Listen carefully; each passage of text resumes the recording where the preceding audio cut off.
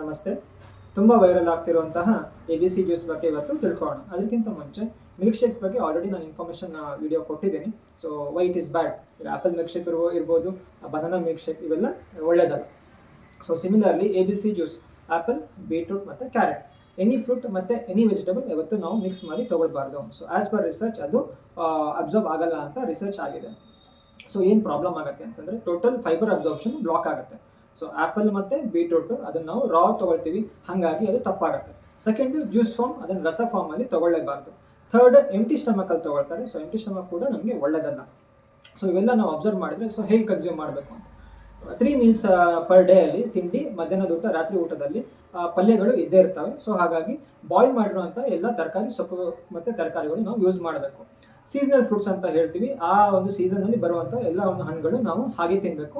Any emergency ಇದ್ದರೆ ಮಾತ್ರ ನಾವು ಅದರದ್ದು ರಸ ಫಾರ್ಮಲ್ಲಿ, ಜ್ಯೂಸ್ ಫಾರ್ಮಲ್ಲಿ ಕೊಡುವಂಥದ್ದು. ಇದರದ್ದು ಹೈ ಇಂಟೇಕ್ ಮಾಡಿದ್ರೆ ಏನಾಗುತ್ತೆ, ಬ್ಲಡ್ ಶುಗರ್ ಸ್ಪೈಕ್ಸ್ ಅಂತ ಹೇಳ್ತೀವಿ. ಎಸ್ಪೆಷಲಿ ಡಯಾಬಿಟಿಸ್ ಪೇಷಂಟ್ಸಲ್ಲಿ ಇಮಿಡಿಯೇಟ್ ಶುಗರ್ ರೈಸ್ ಆಗುತ್ತೆ. ಬೀಟ್ರೂಟ್ ಹೈ ಇಂಟೇಕ್ ತೊಗೊಂಡು ಅಂತಂದರೆ ಕಿಡ್ನಿ ಸ್ಟೋನ್ಸ್ ಆಗೋ ಸಂಭವ ಇರುತ್ತೆ, ಯಾಕಂದರೆ ಅದರಲ್ಲಿ ಆಕ್ಸಿಡೇಟ್ಸ್ ಅಂತ ಕಂಟೆಂಟ್ ಇರುತ್ತೆ.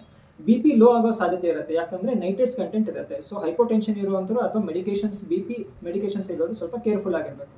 Calcium deficiency, so high intake ತೊಗೊಂಡು ಅಂದರೆ ಕ್ಯಾಲ್ಸಿಯಂ ಡೆಫಿಷಿಯನ್ಸಿ ಆಗೋ ಸಂಭವ ಇರುತ್ತೆ. ಸೊ ಮತ್ತು ಅದಕ್ಕೆ ಮೆಡಿಕೇಷನ್ಸ್ ತೊಗೊಳ್ಳೋದು ಕಟ್ ಆಗಬೇಕು. ಬೀಟ್ ಯೂರಿಯಾ ಅಂತ ಒಂದು ಇಂಪಾರ್ಟೆಂಟ್ ಪಾಯಿಂಟ್ ಇದೆ. ಸೊ ಮೂತ್ರ ರೆಡ್ ಆಗುತ್ತೆ, but it is non dangerous.